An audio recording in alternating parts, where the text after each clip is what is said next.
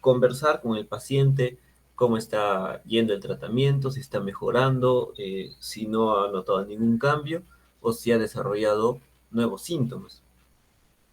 Cuarto, el profesionalismo. Eh, Muchos de nosotros ya avanzan a una siguiente etapa en cuanto a profesionalismo, eh, en el ámbito de interactuar con respeto hacia el paciente, interactuar con respeto con otros profesionales, ya que trabajamos muy de la mano con enfermeras, con técnicos, con personal de laboratorio y el resto de personal que hay en el hospital. Entonces, en este ámbito debemos ser amables, debemos ser cordiales, escuchar de repente consejos de personas con mayor experiencia que nosotros y aplicarlas todo en pro de la resolución de la enfermedad del paciente. Y cinco, una práctica en base a sistemas. ¿Qué sistemas se establecen en el hospital? El sistema del trabajo en equipo, tanto ya sea el médico especialista como el médico residente, el interno, enfermeras o otros médicos especialistas que vengan a apoyar en cuanto al diagnóstico, debe estar bien estructurado para poder todos en conjunto resolver el diagnóstico y el tratamiento. Entonces, una de las principales cosas que van a recibir, tanto sea en el servicio de emergencia o en hospitalización donde se encuentre, va a ser los ingresos hospitalarios. Entonces, al momento de recibir nosotros un paciente, sea cual sea la enfermedad, debemos evaluar primero los signos vitales, cómo se encuentra el paciente. Estos ya son de mucha importancia, ya que nos puede dar una orientación más allá del problema que tenga el paciente o también nos puede apoyar con el diagnóstico. Estos signos vitales, como suelen ser la frecuencia cardíaca, frecuencia respiratoria, presión arterial, temperatura, la evaluación del estado mental, son claves para ver cómo está llegando el paciente a nosotros. Muy aparte, ya se va a pedir estudios de laboratorio, estudios de imágenes, que ya van a ser complementarios a conocer su diagnóstico. Tenemos que preguntar el motivo del ingreso o el motivo por qué está acudiendo a la consulta externa o por emergencia.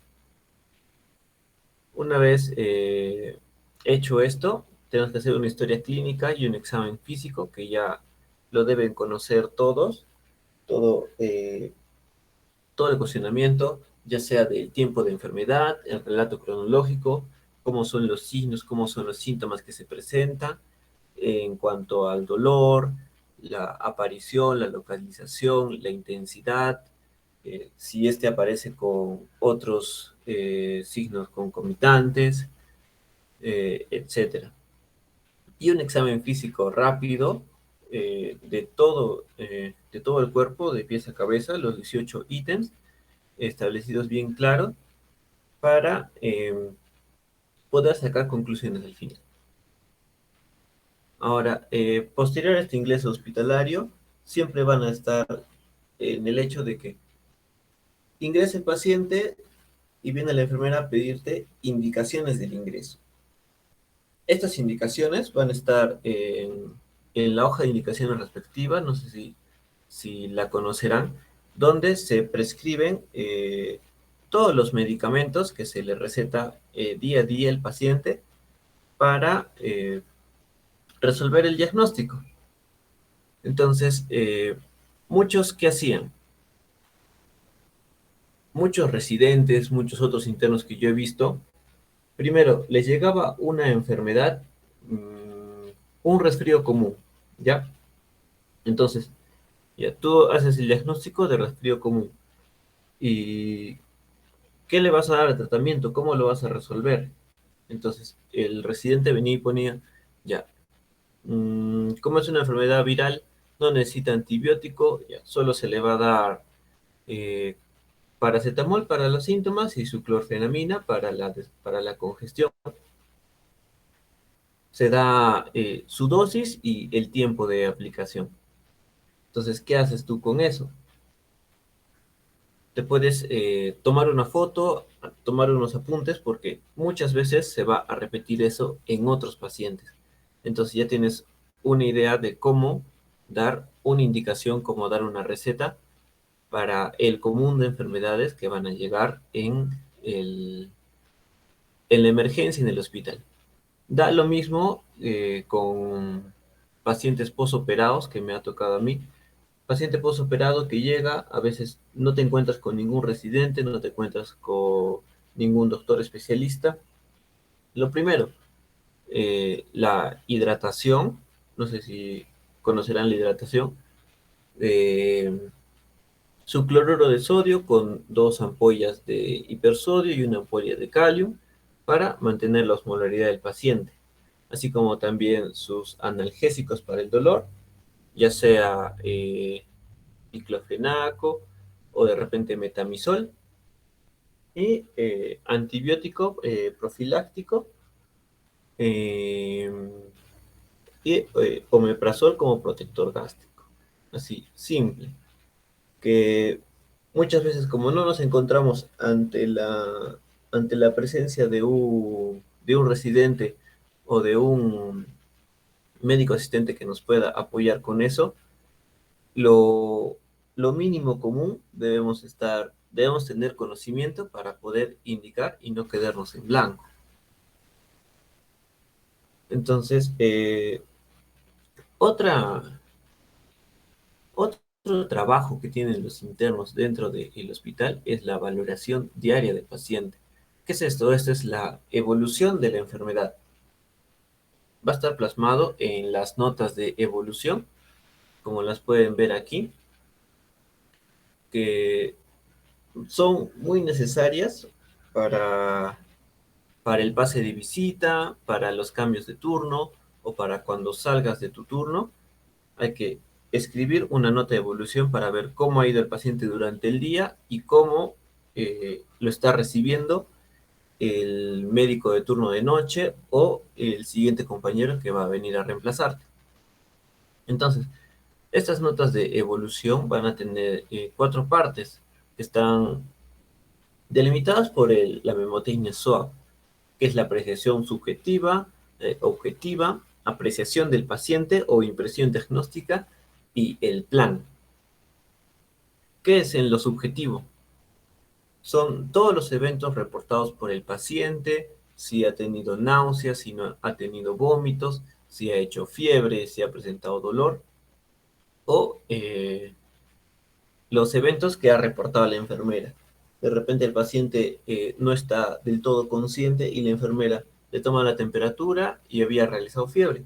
Entonces, tú conversas eso con la enfermera y te va a decir, el paciente ha realizado fiebre. Ah, ya. Entonces, y en tu nota de evolución escribes que el paciente ha realizado fiebre durante la noche.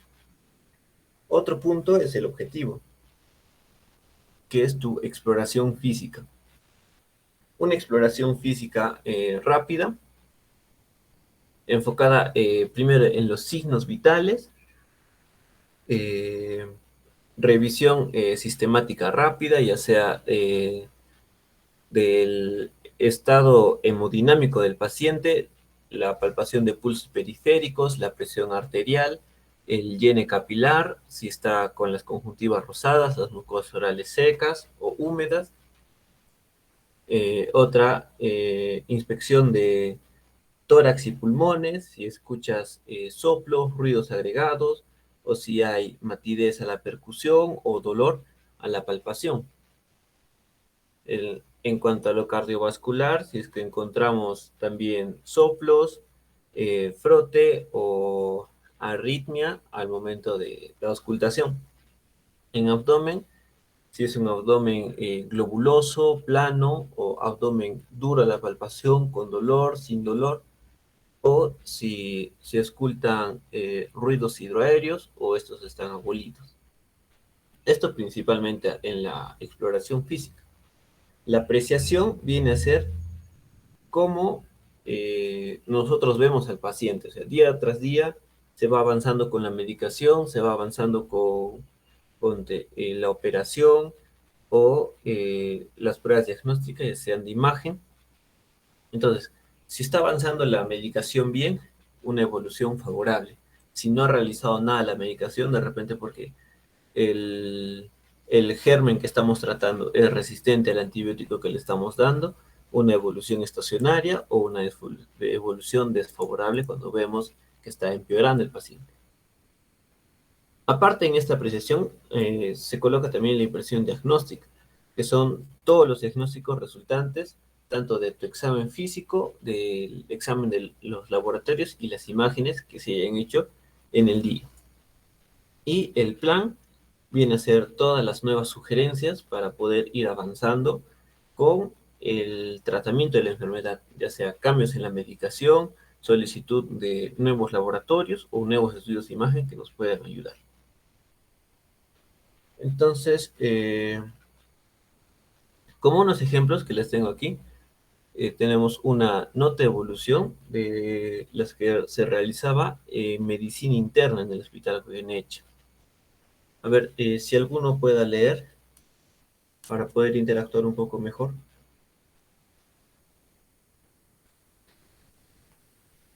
Anímense, chicos, para que conozcan bien también esta parte.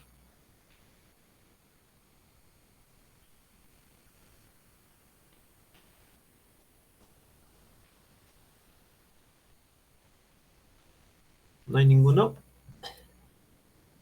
Ya. Bueno, este es un ejemplo de la nota de evolución que se realizaba en medicina interna. Como pueden ver al inicio, aunque la letra está por ahí regular, siempre debemos colocar la fecha y hora a la que hacemos la nota de evolución. Entonces, eh, evaluar primero cómo están sus signos vitales. Siempre, en todo momento, signos vitales, como puede ser la presión arterial, la saturación de oxígeno, a qué FiO2 está, una frecuencia cardíaca de cuántos latidos por minuto, una frecuencia respiratoria por minuto y una temperatura. ¿Ya? Muy aparte, en el hospital de Goyeneche nos piden el balance hídrico del paciente. Entonces, eso nos reporta a la enfermera cuánto de ingresos ha tenido el paciente, ya sea por hidratación endovenosa, ya sea porque se le ha colocado un tratamiento con inyectables, y también cuántas orinas, cuántas deposiciones y las pérdidas insensibles de agua que ha tenido. Entonces podemos ver el estado de hidratación del paciente, si lo estamos hidratando mucho, si estamos privándolo de la hidratación. ¿Ya? Y en muchos casos se le toma el hemoglucotest, ya que debemos controlar la glucosa en pacientes que tienen comorbilidades, como es diabetes o de repente la presión, se le controla más a menudo la presión. Una vez tengamos los signos vitales del paciente, empezamos a escribir la nota de evolución. Como dice acá, paciente femenino de 71 años, en tantos días de hospitalización, en su 12º día de hospitalización, que al momento está tranquila, está con dolor, no tiene molestias o si tiene náuseas, tiene vómitos, ha realizado fiebre, qué sé yo, lo que nos cuente el paciente ese rato. Segundo, el objetivo, lo que nosotros vemos en el paciente, o sea, nuestro examen físico. Entonces aquí, al examen físico, paciente en un regular estado general, regular estado de nutrición, regular estado de hidratación. ¿Cómo está el llene capilar? Menor de 2 segundos o puede estar igual a 2 segundos o mayor a 2 segundos. Las escleras están ictéricas o una piel amarillenta.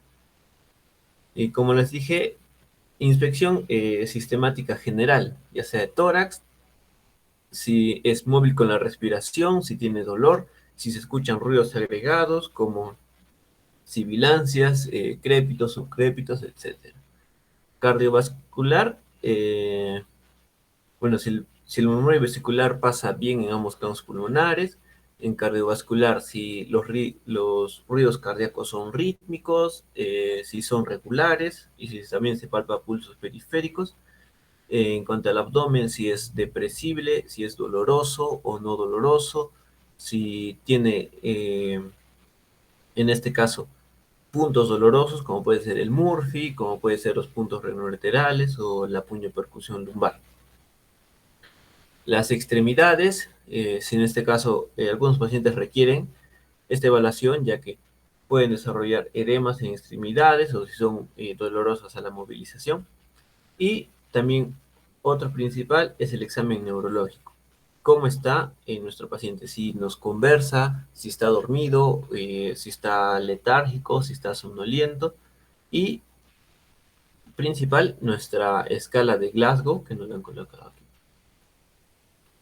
Una vez tengamos lo que nos cuenta el paciente, lo subjetivo, lo que observamos nosotros, lo objetivo, podemos tener un diagnóstico. Por ejemplo, este paciente ha tenido como diagnóstico una insuficiencia respiratoria crónica, una litiasis vesicular, una fibrosis pulmonar y está para descartar una coledocolitiasis. Entonces, por cada uno de los diagnósticos que pongamos, debemos establecer un plan. Entonces, en la parte del plan, ahí es donde entra el criterio clínico que tenemos y también la experiencia que ganamos con otros pacientes. Entonces, para una insuficiencia respiratoria crónica, ¿qué plan le debo indicar? Primero, si está en insuficiencia respiratoria, oxigenoterapia, ya sea por cánula binasal o por máscara Venturi. Para litiasis vesicular, aquí le he puesto una interconsulta a cirugía, que esto sí se resuelve con operación, o en todo caso, si no se tenga claro el diagnóstico, se puede realizar una ecografía o otros estudios de laboratorio. Para una fibrosis pulmonar, también se puede realizar examen de gases arteriales, se puede solicitar, y todo eso va a estar en coordinación con el residente, para que nos guíe, para que nos oriente todo el plan que se debe realizar. ¿Sí? ¿Está quedando claro? ¿Tienen alguna duda antes de pasar a otro servicio?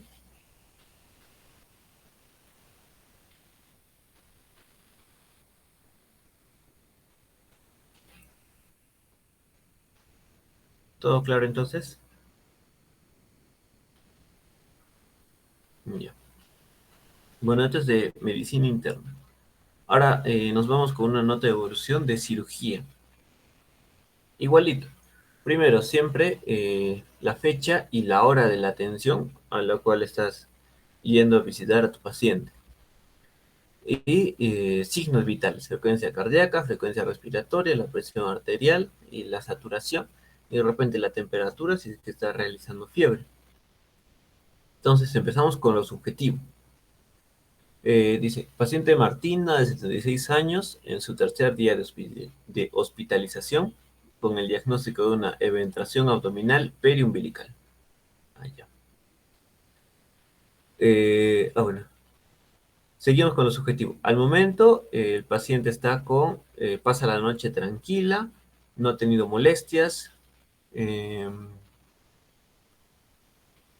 micciona y hace deposiciones con características normales. Entonces, al objetivo, ¿qué es lo que vemos nosotros? El examen físico está en regular estado general, la piel tibia, conjuntivas rosadas, las mucosas orales secas, un llene capilar menor de 2 segundos, el tórax es móvil, simétrico, el murmullo vesicular pasa bien, los ruidos cardíacos son rítmicos, normofonéticos, el abdomen es globuloso, con una masa periumbilical, justo del diagnóstico, es dolorosa la palpación en la región periumbilical y los ruidos hidroaéreos están presentes. Y acá tenemos incluido la evolución. ¿Cómo ya está paciente? Una evolución estacionaria. ¿Por qué? Porque recién está en su tercer día de hospitalización, sigue con su masa en la región periumbilical, todavía no se ha podido programar de repente la cirugía y no se ha resuelto nada del problema porque la única forma de resolverlo sería con cirugía. Entonces, una evolución estacionaria. ¿Qué plan tenemos? Ya. De repente, acá, una interconsulta de cardiología para que nos dé un riesgo cardiológico y un captopril porque su presión estaba en 150/90. Entonces, sí, evaluando todo el paciente desde las funciones vitales, también podemos tener este plan, como darle un captopril sublingual de 25 miligramos. Ujú. En pediatría. En pediatría también lo mismo. Tenemos las funciones vitales, ya sea frecuencia cardíaca, frecuencia respiratoria, una saturación de 94%, un FiO2 de 0,21. Y también en los niñitos como son más sensibles a la pérdida de agua, sobre todo los recién nacidos, como este de 10 meses de edad, se exige en el hospital el balance hídrico calculado desde los ingresos y los egresos. Tengo la fórmula por ahí, pero no le podía encontrar. Entonces, se toman los ingresos. Ingreso ya sea, si es a 10 meses, si sigue tomando lactancia materna o si toma líquidos orales con su mamá. eh, y este 52 que vendría a ser del tratamiento que se le da, ya sea por hidratación endovenosa o un tratamiento antibiótico con ampollas. Y los egresos, ya sean las orinas, las deposiciones que hace el bebé y sus pérdidas insensibles de agua. Se saca su balance hídrico para ver cómo está el estado de hidratación del paciente. Ya. Continuando con la evolución, entonces, es un paciente de 10 meses de edad en su segundo día de hospitalización con un diagnóstico de pielonefritis aguda, una faringitis aguda, una anemia ferropénica moderada, una enfermedad diarreica aguda infecciosa. Entonces, con lo subjetivo, ¿qué tiene el paciente? El paciente está despierto, está irritable a la evaluación, eh, dice, lacta y succiona bien, hace deposiciones en 2 oportunidades, sin mal olor, o bueno, no realiza deposiciones, no ha tenido náuseas, no ha tenido vómitos. El objetivo, el examen físico, está en buen estado general, las mucosas orales están húmedas, la piel tibia, pálido, un llene capilar de menor a 2 segundos, la orofaringe está congestiva por la faringitis, las conjuntivas un poco pálidas, el tórax, el murmullo vesicular pasa bien, no se ocultan ruidos agregados, los ruidos cardíacos están normales, no hay soplos, el abdomen es no doloroso, los ruidos hidrarios están presentes, las extremidades son simétricas, no hay edemas y el neurológico está normal. Entonces, como no se ha encontrado mayor alteración en el examen físico, estamos en una evolución favorable. Y el plan se debe hacer un control por de hemograma y PCR, controles de laboratorio y continuar con su tratamiento antibiótico. La precisión y el plan. Y por último, el servicio de ginecología y obstetricia, que es el servicio más movido de todo el hospital.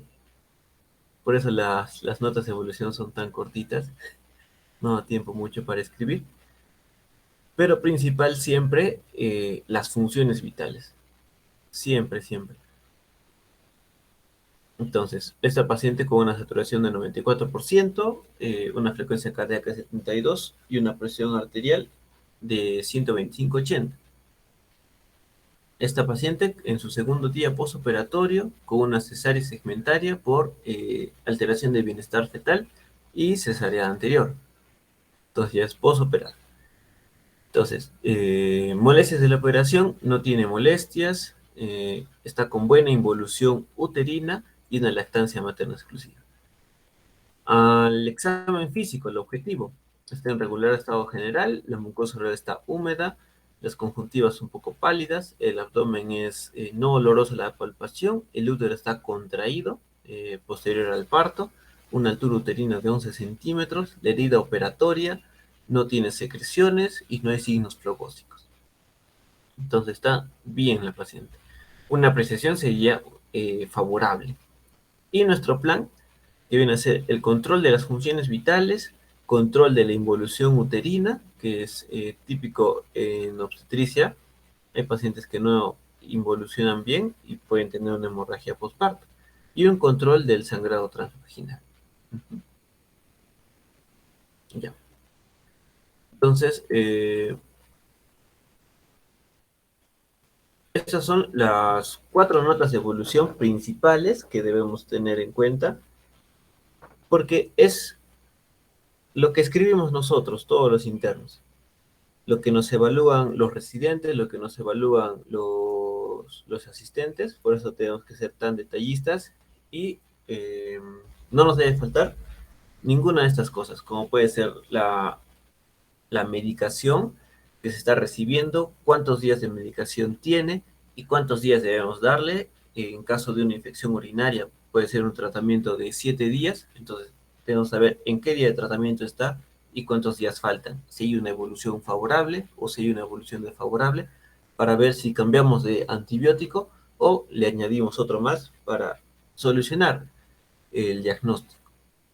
Tenemos que revisar fechas de cambio de catéter venoso central, que muchos pacientes poseen su catéter venoso central, o cambio retiro de sonda Foley, o también de las vías endovenosas que colocan las enfermeras, porque nos puede complicar el diagnóstico de nuestro paciente con una infección. El progreso de la dieta, que en muchos casos los pacientes no pueden comer, ya sea los postoperados, que van progresando poco a poco la dieta, con dieta líquida, después dieta blanda, y también el plan de alta. Tenemos que tener, al momento de que ingrese el paciente, tenemos que ver ya qué se va a hacer con el paciente. Si es un paciente para operar, ya se estabiliza, se realiza sus exámenes de laboratorio, se solicita sala de operaciones, se opera, entonces hacemos su recuperación en el postoperatorio y se va de alta. Si es una paciente con un embarazo, lo mismo, se controla sus exámenes de laboratorio, se revisa el bienestar fetal, se realiza su cesárea o un parto vaginal y se va de alta. Eso debemos tener en cuenta con cada uno de los pacientes. Y también hacer el seguimiento de las pruebas de laboratorio e imagen que se indiquen al momento de la visita o se soliciten junto con el residente. ¿Ya? Eso es lo más importante.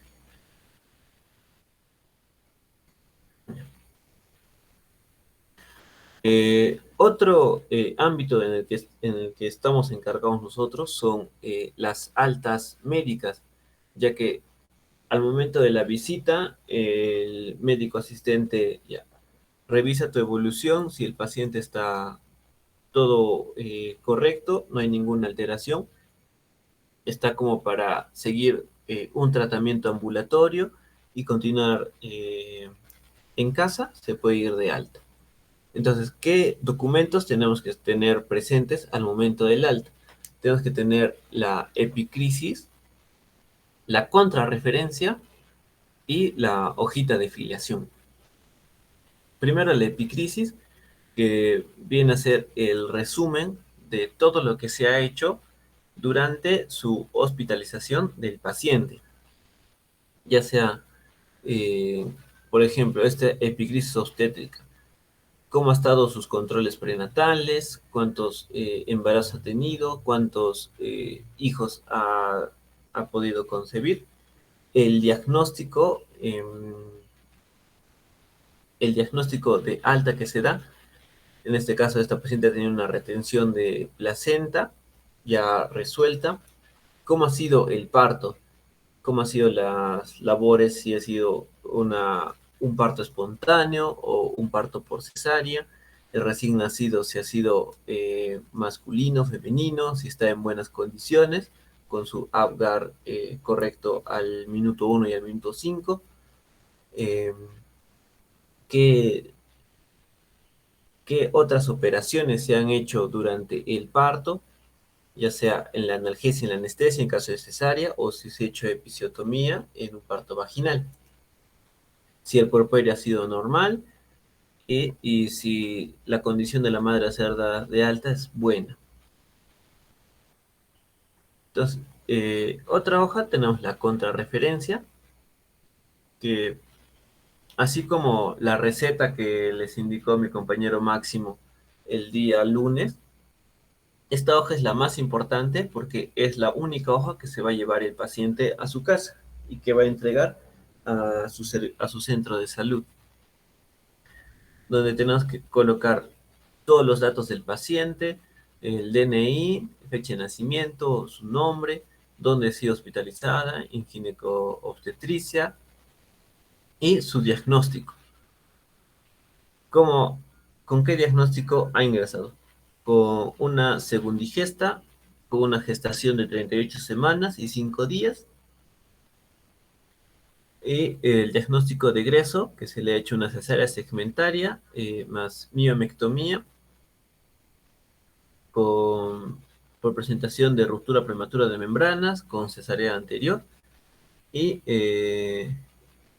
miomatosis uterina, por ejemplo. Uh -huh. ¿Qué tratamiento se le ha dado? La cesárea segmentaria con la miomatosis uterina. Y aquí continuando contra la referencia, esta partecita es muy importante, porque esto es todas las indicaciones que se le va a dar al paciente. En este caso, si ha sido cesárea segmentaria, de repente está con sus hilos de sutura, ¿qué debemos indicarle? El retiro de estos hilos de sutura en su centro de salud a los 7 días. Continuar con su tratamiento antibiótico profiláctico y eh, los signos de alarma que debe tener todo paciente de alta. Si es que presenta fiebre, si es que presenta un dolor intenso o hay secreciones, en este caso por la herida, debe recurrir otra vez al establecimiento de salud para hacerse el tratamiento preventivo y recuperativo de nuevo. Uh -huh. Y por último, la hoja de filiación, donde se consigna que el paciente que ha ingresado al servicio de obstetricia está saliendo con este diagnóstico y la firma del médico. ¿Sí? ¿Está claro? Entonces, esta secuencia de documentos se repite en los 4 servicios.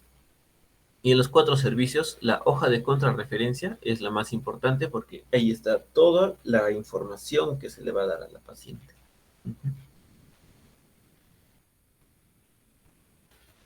Ya. ¿Alguna duda hasta ahí, chicos?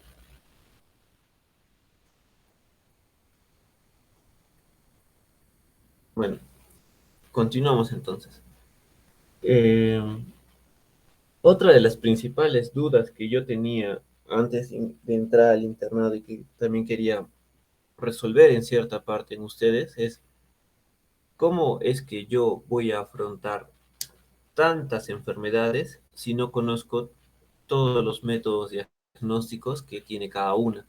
Porque ustedes bien saben que cada una enfermedad tiene su gol estándar de diagnóstico que sí o sí te va a confirmar que es esa enfermedad.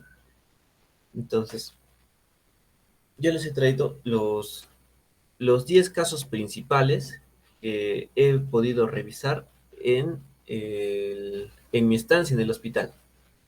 Cómo resolverlos, cómo abordarlos y cómo podemos ir avanzando en la resolución de estos casos.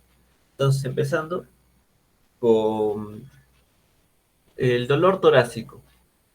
Viene un paciente a tu consulta, te refiere que tiene un dolor en el pecho, que que es opresivo, que ha tenido con náuseas, con vómitos. Entonces, un dolor en toda la zona del pecho, ¿qué debemos pensar? Si pensamos en una causa cardiovascular, podría ser un síndrome coronario agudo, una pericarditis, mucho menos común, una disección de aorta. Si consideramos una causa pulmonar, debemos pensar que es una neumonía, un tromboembolismo pulmonar o un neumotórax. Si consideramos una causa gastrointestinal, en este caso si el paciente el dolor se asocia con vómitos, como puede ser un espasmo esofágico, una enfermedad de reflujo gastroesofágico, úlcera péptica, pancreatitis aguda también podría ser, y otras como puede ser una costocondritis, una fractura costal o ansiedad que le pueda causar ese dolor. Entonces, acá tenemos los principales dolores torácicos según la ubicación. Si es un dolor interescapular, puede ser la isquemia o un dolor musculoesquelético. Si es en los brazos, también puede ser un síndrome coronario agudo. Si es en la parte derecha del tórax, como un absceso subdiafragmático o una úlcera péptica, una embolia de pulmón. Si es en la parte izquierda, también un absceso subdiafragmático, otra embolia de pulmón, un derrame pleural, etcétera. Entonces, viene el paciente con un dolor torácico. ¿Qué examen clínico debemos realizarle? Principal, como en las notas de evolución, los signos vitales. La presión arterial, que en este caso, si encontráramos en un síndrome coronario agudo, podríamos encontrar una hipertensión, de repente un pulso irregular en ambos miembros superiores, la temperatura, en este caso de una neumonía, encontraríamos una temperatura alta, una frecuencia respiratoria también alta por la neumonía, por la embolia pulmonar o un neumotórax, y la saturación de este paciente. Tenemos que preguntar acerca de antecedentes de dolor torácico, como puede ser el tipo de dolor torácico, ya sea opresivo, ya sea como que te mete un cuchillo, te van a decir en caso de un derrame pleural, la duración de este, si ha tenido alguna irradiación del pecho al brazo en un infarto de miocardio, si ha tenido diaforesis, si ha estado asociado con náuseas o con vómitos, como puede ser en un reflujo gastroesofágico. Principal, en todo dolor torácico les van a pedir realizar un electrocardiograma. Un electrocardiograma y pedir pruebas de troponina, porque lo principal, y he visto 2 o 3 casos de estos que han tenido un síndrome coronario agudo o una isquemia transitoria, y la única forma de evaluarla es con el electrocardiograma y las pruebas de laboratorio, en este caso la troponina. ¿Cómo debemos enfocar el examen físico en un dolor torácico? Podemos encontrar los signos vitales con hipotensión o hipertensión, taquicardia, bradicardia, presiones arteriales diferentes en ambos brazos o también que tenga fiebre. A cardiovascular con soplos, frotes o galope, un dolor a palpación y pulsos periféricos también palpables. En el pulmón con la auscultación de ruidos agregados, ya sea crépitos, subcrépitos o un derrame pleural, la ausencia de ruidos. Y en el abdomen vamos a tener una distensión, dolor a la palpación o que al momento de la palpación también pueda tener un poco de reflujo. ¿Qué exámenes auxiliares son útiles para un dolor torácico? Como ya les dije, el electrocardiograma, ya que este tiene cambios dinámicos de acuerdo al grado de isquemia y la zona de isquemia que se realiza. Se debe repetir la prueba cada 15 minutos y monitorizar al paciente. También haga electrolitos, análisis de gases arteriales, un hemograma completo, el lactato para ver la función muscular del corazón y las troponinas. Una radiografía de tórax para que nos pueda indicar más o menos cómo está esa zona, dónde está el dolor. Si encontramos una fractura costal causante de ese dolor, nos puede dar la radiografía la solución a esa pregunta, ¿no? Y una ecografía cardíaca, si es que pensamos de repente en pericarditis o un derrame pericárdico. Como segundo caso principal, extraje el dolor abdominal. Como bien saben, toda la región abdominal está dividida en 9 cuadrantes y cada uno tiene sus órganos propios de cada cuadrante. En este caso, si es un dolor en hipocondrio derecho, podemos pensar en una hepatitis o una colecistitis, o una pancreatitis. Si es en epigastrio, encontramos una úlcera gastroduodenal, gastritis o un reflujo gastroesofágico, una pancreatitis. En caso de hipocondrio izquierdo, como puede ser el absceso esplénico, un infarto esplénico o una rotura de vaso. Todo lo que tenga que ver con vaso en el lado izquierdo. Si es un dolor localizado en mesogastrio, tenemos la gastroenteritis, una obstrucción intestinal, eh, la neurisma de aorta o una apendicitis aguda precoz. Si es en la región de fosa ilíaca derecha, podemos pensar en una apendicitis aguda, una enfermedad inflamatoria intestinal, una adenitis mesentérica, un cólico renal en la región posterior. Lo mismo en la fosa ilíaca izquierda, un cólico renal en la región posterior, también una diverticulitis o una colitis isquémica. En hipogastrio, lo principal, la vejiga, entonces una cistitis. También encontramos útero y trompas de falopio, podemos pensar en un embarazo ectópico, una dismenorrea, si es que este está asociado con el sangrado menstrual. Entonces, una vez conozcamos todos los posibles, las posibles causas o los posibles órganos que estén relacionados con este dolor, nos enfocamos en nuestro examen físico y también en nuestro examen clínico. Entonces, ¿qué tipo de dolor ha presentado el paciente? ¿Se ha presentado un tipo de dolor cólico o un tipo de dolor intenso? Si en este caso ha estado en todo el abdomen y se ha localizado en la fosa ilíaca derecha, como pasa en las apendicitis. Si este paciente ha tenido evacuaciones, si ha hecho deposiciones o si no ha hecho deposiciones durante 4 o 5 días, nos puede hacer sospechar algo también. Si ha tenido sangrado en las deposiciones, si ha tenido melena o si ha tenido hematoquesia. En mujeres, siempre es necesario consultar la fecha de última regla, ya que esta nos puede ayudar a descartar un embarazo ectópico. Y en el examen físico tenemos principal signos vitales. Hipotensión, taquicardia, braticardia, presiones arteriales, fiebre.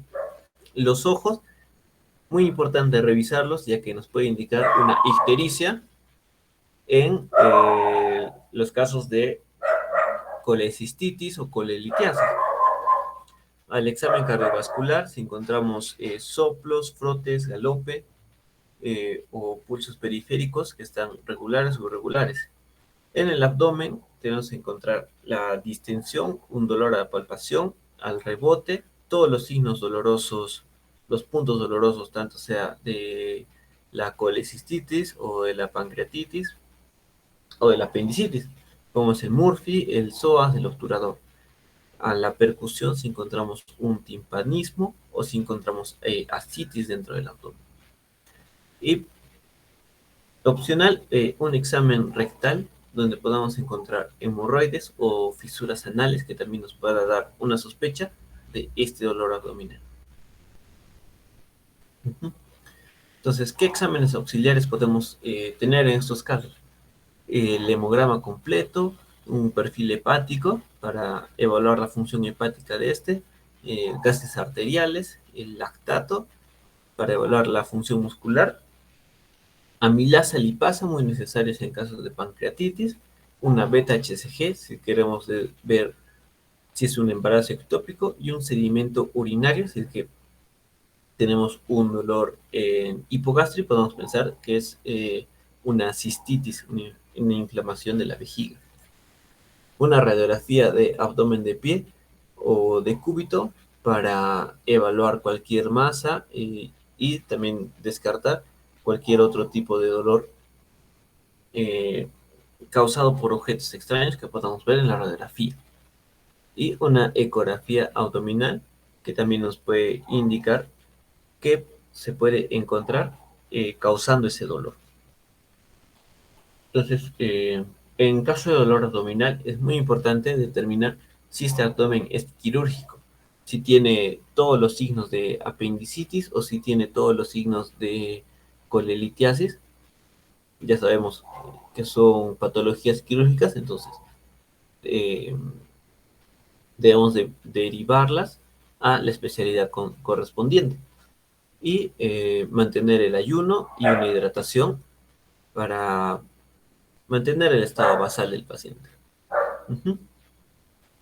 Otro diagnóstico son las alteraciones del estado mental. Si estás con tus pacientes y alguno se altera su estado mental, se deteriora el estado mental, es importante que lo vayas a revisar, ya que este es un claro signo de empeoramiento o de que se ha sumado un nuevo síntoma a su enfermedad. Entonces, ¿qué,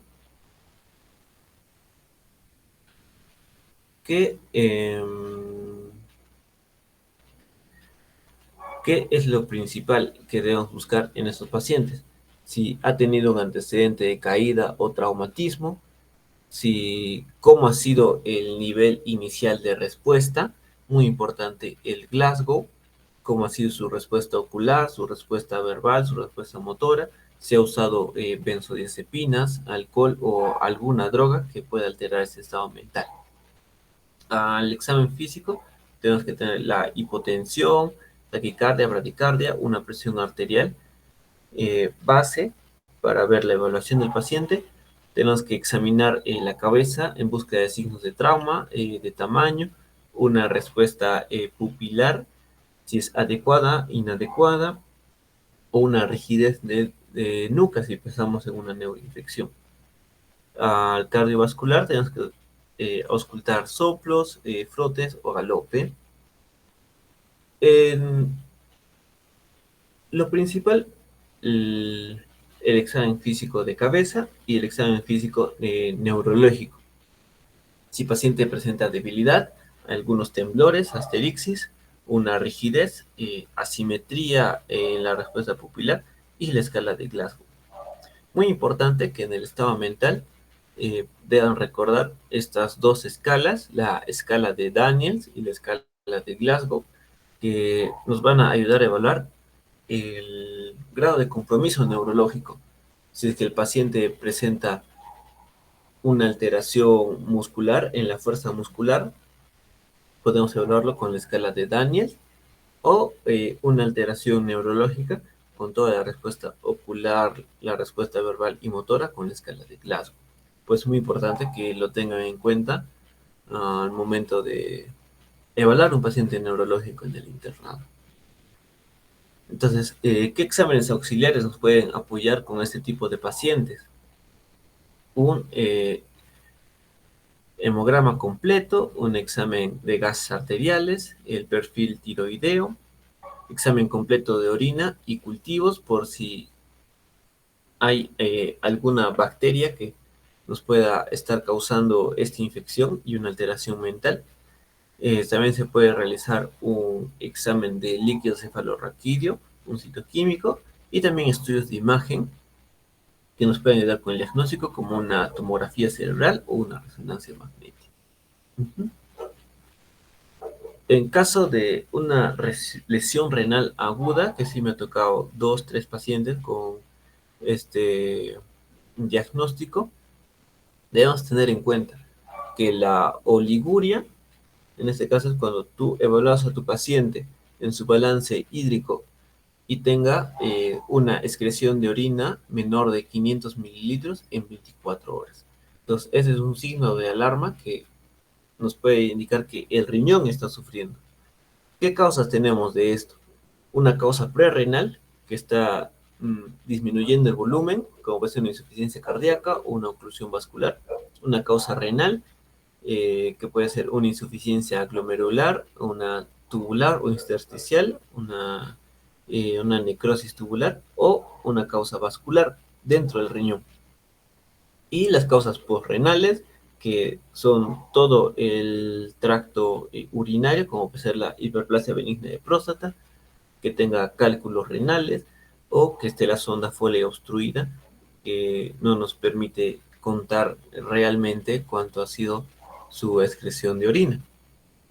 Para el examen clínico, siempre los signos vitales, tenemos que evaluar cambios de diuresis, si ha tenido dolor al orinar, un dolor en flancos, el balance hídrico del paciente, tanto sea ingresos y egresos, y verificar medicamentos nefrotóxicos, como son algunos AINES, los medios de contraste que se utilizan en las tomografías y los antibióticos.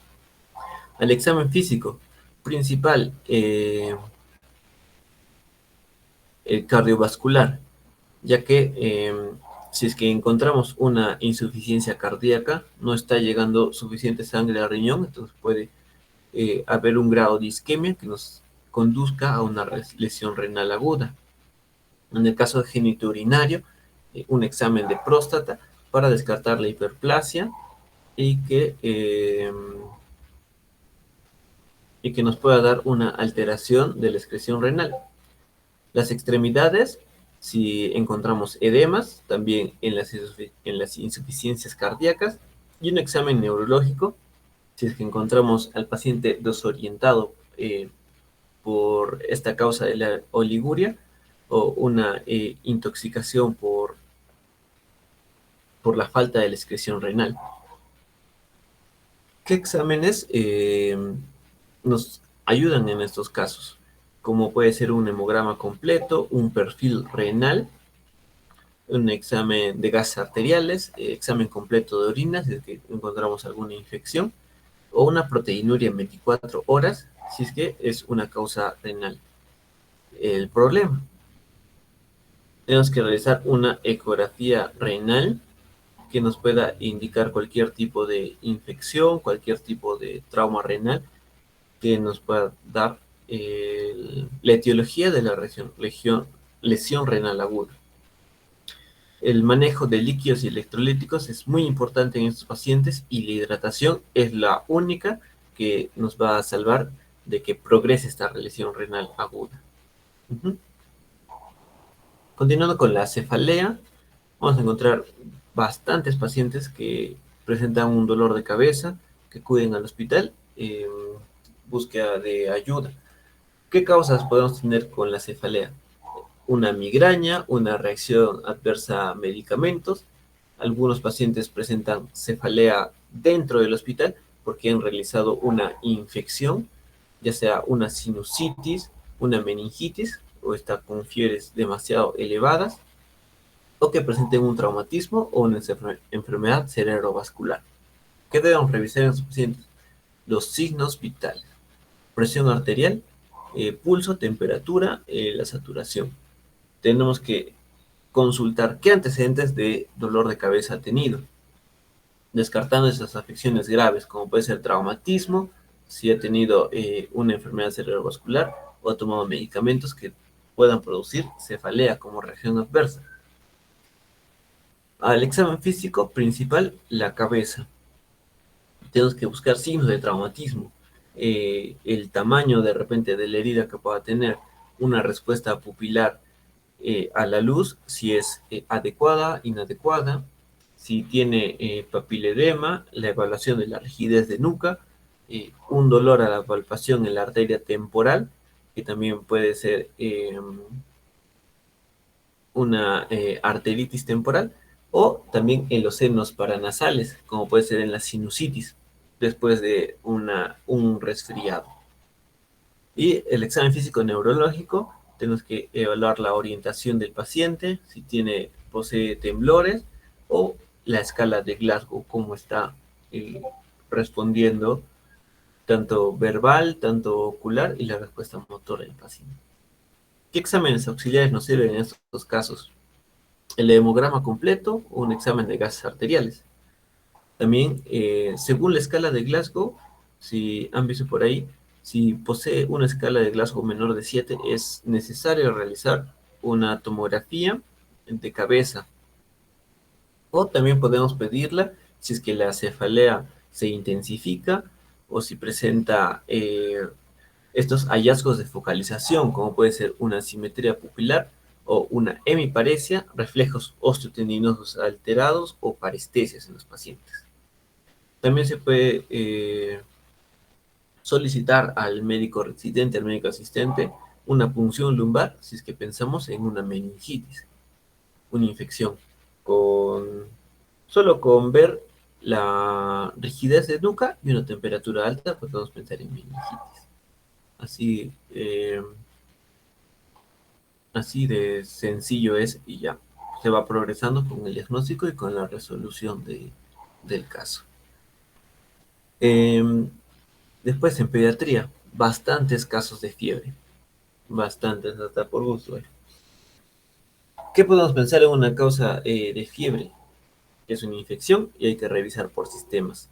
O si ha tenido una reacción adversa de medicamentos, si es un paciente adulto o posoperado que realiza fiebre, si tiene una infección de sitio operatorio o si tiene una neumonía eh, asociada al ventilador que se les coloca en la operación. ¿Qué debemos tener en el examen físico?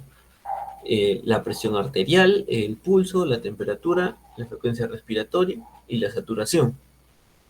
Tenemos que buscar antecedentes de infecciones, si ha tenido un resfrío anterior o si ha estado en contacto con otros pacientes o si ha estado en sala de operaciones donde ha podido contraer alguna infección.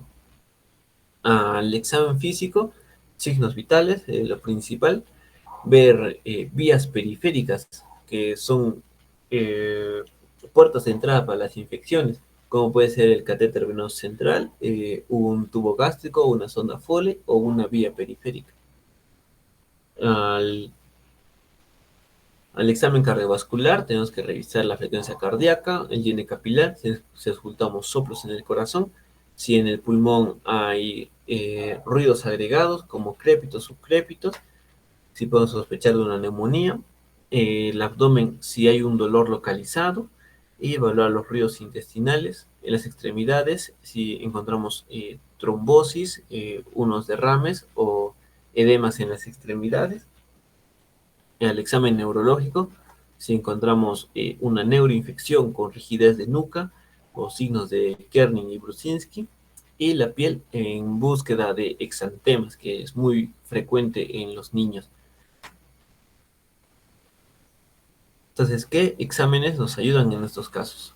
Un hemograma completo, un análisis de gases arteriales, el hemocultivo para descartar, pues para encontrar qué tipo de infección está en, en la sangre, en nuestro sistema, un examen completo de orinas en el que encontramos una infección de tracto urinario, el urocultivo para conocer qué bacteria nos está causando esta fiebre, y muchos también realizan fiebre por tuberculosis, por eso se pide cultivo de esputo y beca en esputo. La punción lumbar se debe consultar en caso de alteraciones neurológicas, como puede ser la rigidez de nuca, eh, los signos de Kerning y Brusinski. Y un examen directo de heces, si es que también podemos encontrar una gastroenterocolitis que nos puede estar causando esta fiebre. Otro caso en pediatría son las disneas o la falta de aire que vienen los pacientes. ¿Qué principales causas de disnea tenemos? Pacientes con asma, en adultos con enfermedad pulmonar obstructiva crónica, mmm, neumonía. En causas cardiovascular, la insuficiencia cardíaca, un síndrome coronario agudo, una angina de pecho o un tamponamiento cardíaco. Y otras causas tenemos el neumotórax, una obstrucción y ansiedad. Lo principal en el examen clínico, los signos vitales y evaluar antecedentes de cefalea, descartando unas afecciones graves. Al examen físico, tienes que evaluar la frecuencia respiratoria, el patrón respiratorio, cómo está el color de piel, que muchas veces en los niños se los ve cianóticos por falta oxígeno al cardiovascular si encontramos soplos o ruidos distantes del corazón por un taponamiento cardíaco o una insuficiencia cardíaca. En caso de los pulmones, si encontramos ruidos agregados como son los sibilantes, los crépitos, los subcrépitos, o en muchos casos los niños usan los músculos accesorios para respirar, ya sea los infraclaviculares, los intercostales, y buscar signos de consolidación pulmonar o derrame. Y el neurológico, evaluar el estado mental y el Glasgow. ¿Qué exámenes auxiliares? Si es por falta respiratoria principal, el examen de gases arteriales para evaluar el grado de oxigenación que tiene el paciente, un hemograma completo y una ecografía pulmonar. Eh, y estos dos últimos casos principales tenemos la hipotensión y la hipertensión. En la hipotensión podemos tener las principales causas de shock, como puede ser el shock cardiogénico, el shock hipovolémico, un shock distributivo, una septicemia, que son bien conocidos. O sea, paciente que tenga una hipotensión arterial con temperatura elevada, tenemos que pensar en shock, en septicemia. Tenemos que también buscar en esos pacientes antecedentes de medicación por hipertensión arterial, que en muchos casos eh, exceden la medicación y por eso están realizando una hipotensión. Pacientes con insuficiencia cardíaca o cirrosis también nos pueden realizar hipotensión. O si ha tenido unas pérdidas de volumen importante, ya sea vómito, diarrea o sangrado. El examen físico, lo principal es evaluar el estado neurológico y también los signos vitales. Tenemos que revisar la presión arterial hasta que ésta se regularice. ¿Qué exámenes auxiliares nos pueden ayudar en estos casos? Un examen de gases arteriales, un perfil hepático, hemograma, lactato, un electrocardiograma en caso de que pensemos en un shock, una radiografía de tórax para observar signos de consolidación pulmonar, el hemocultivo en caso de septicemia cuando tenemos una temperatura alta, ¿no? O una ecografía cardíaca si es que no encontramos alguna causa de hipotensión después de evaluar los anteriores. ¿Qué es lo principal? O sea, ¿cómo podemos resolver estos casos de hipotensión? Podemos indicarle, en este caso, a la enfermera que se pueda administrar al paciente, simple, cloruro de sodio, unos 300 ml en bolo y evaluar cómo va la presión. O sea, aumentamos el volumen para que aumente la presión del paciente. Ya. Y por último, la hipertensión, que también muy importante y también de suma urgencia, ya que nos puede causar encefalopatías o una hemorragia intracraneal, una disección de aorta y en este caso en pacientes con embarazo una eclampsia. ¿Qué debemos revisar en estos pacientes? La presión arterial en ambos brazos. ¿Ya? Mm, en cuanto al examen físico, si hay algún signo de traumatismo o ha habido una falta de medicación en cuanto en pacientes que tengan ya diagnosticada la hipertensión arterial. Y el examen neurológico tenemos que buscar el estado de orientación del paciente, evaluar ojos si es que presenta hemorragia conjuntival y el Glasgow.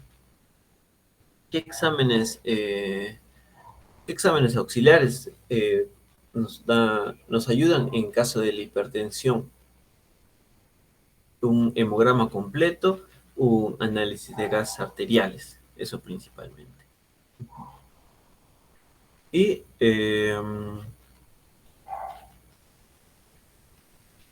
ya para terminar, chicos, Estos son los principales diagnósticos que he podido ver yo y que a primera hora no los tenía claro cómo resolverlos.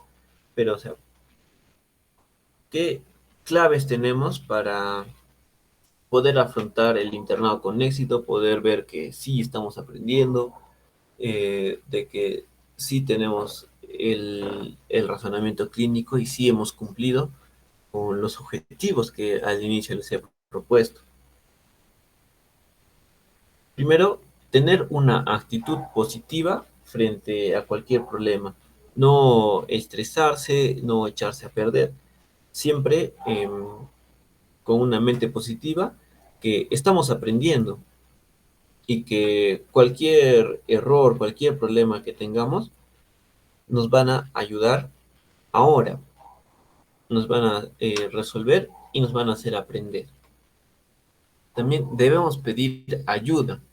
Si bien en muchos casos no encuentras al médico residente, al médico asistente, puedes pedir ayuda también a las enfermeras que con los años de trabajo que tienen en el hospital conocen ciertas formas de resolver algunos problemas. También tienes que cuidarte tú mismo, no te sobreexijas, tienes que comer bien, alimentarte porque es la única forma de que puedas rendir todo el internado, de que puedas estudiar bien y de que aprendas todo lo que puedas. Tienes que trabajar duro, conservar el interés en tus pacientes, conservar el interés en aprender y no darte por vencido. Cuidar a tus pacientes así como si fueran tus familiares o si fueran tus amigos. Si bien, si bien cuidas a tus pacientes, si bien no quieres mentirles, quieres que todo salga bien para ellos, tú mismo vas a decir eh, qué, qué es lo mejor que puedo hacer por esta persona. Ah, ya, puedo realizarle este examen o puedo darle este medicamento nuevo. Y tú mismo te vas a exigir, ah, ya, voy a buscar sobre este examen, voy a buscar este medicamento para recomendarle y darle el mejor tratamiento posible para el paciente. Debes organizarte y poner prioridades. Organízate con los pacientes. Si bien vas a tener muchos pacientes, prioriza quiénes son de emergencia, quiénes son de urgencia y quiénes pueden esperar a veces tu atención. ¿Y qué prioridades? De repente estudiar cierto tema que pueda de un paciente más complicado para poder aportar en algo o poder resolver, solo con resolver las dudas que tenga el paciente sobre su enfermedad, que tú vas a ser el a quien más va a preguntar, te vas a exigir tú mismo para conocer y poder explicarlo. También es muy necesario que verifiques por ti mismo que se está realizando todos los procedimientos, que estás teniendo los resultados del laboratorio para, para avanzar con el plan terapéutico. Así como te dije, por cada diagnóstico hay ciertos exámenes de laboratorio, ciertos exámenes de imagen. Tú tienes que verificar que se realicen y que estén en la historia clínica del paciente. Debes también trabajar en equipo, ya que vas a compartir el hospital con internos de enfermería, internos de obstetricia, enfermeras, técnicos de laboratorio. Todos están para ayudarte, pero no lo van a hacer si es que creas conflictos, si es que no eres amable, eh, si es que tampoco tú los apoyas en ciertas cosas que te piden. O sea, hay que ser, ¿cómo se puede decir? Hay que ser eh, condescendiente también con ellos, porque tienen muchas otras tareas que hacer, pero también te van a ayudar cuando tú tengas alguna duda. Hay que prevenir malas conductas, ya que crean una reputación en ti y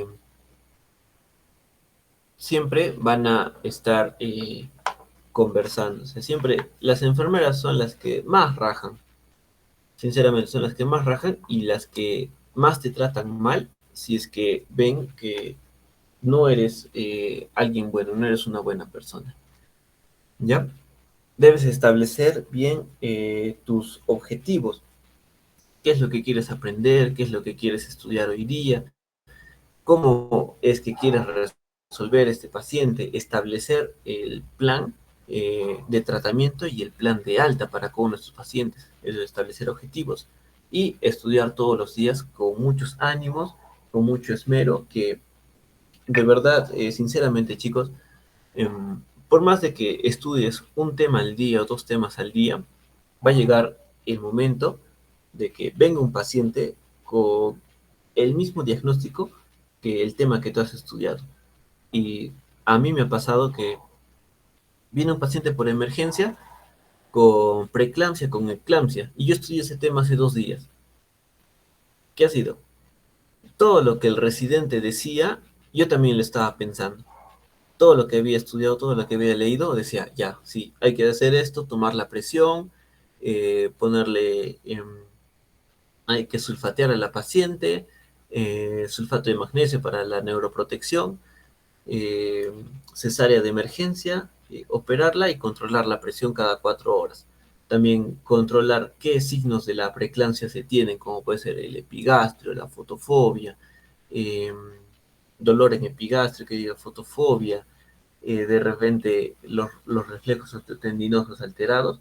Todo eso, al momento de tener tu paciente con lo que has leído, te vas a acordar mucho más.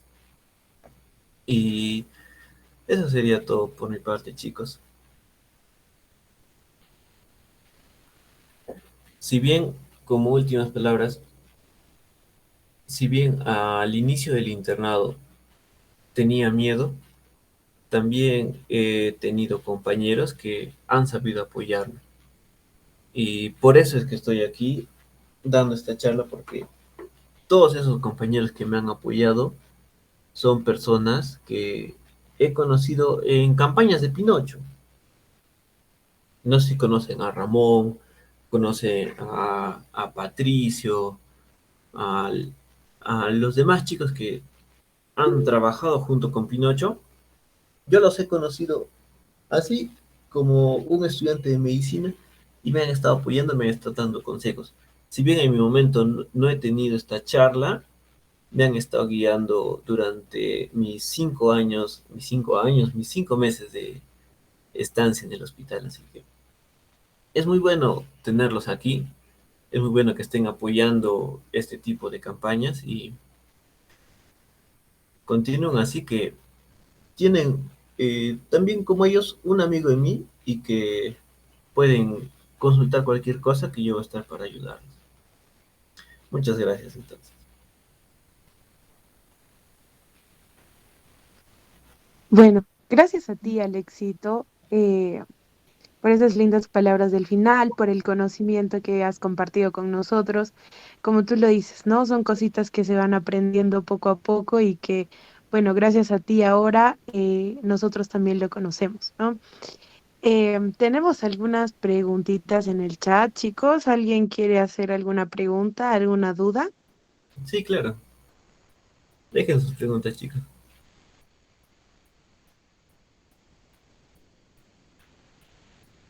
Bueno, al parecer todo ha estado muy claro, ha sido una espectacular y muy comprensiva exposición, Alexito. Entonces, los chicos han entendido todo. Sin más que agregar, bueno, sí, un poquito más.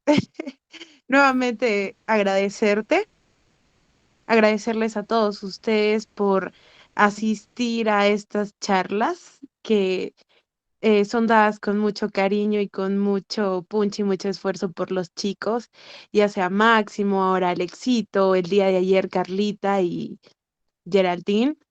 Eh, por esta semana terminamos con las ponencias, nuevamente gracias Alexito, y recordarles que también tenemos ponencias la siguiente semana. Vamos a continuar con ponencias de especialistas y recordarles también, chicos, que vamos a estar aceptando donaciones en el Salón C406. Sin nada más que agregar, ahora sí, damos por finalizada esta ponencia. Muchas gracias, chicos. Descansen.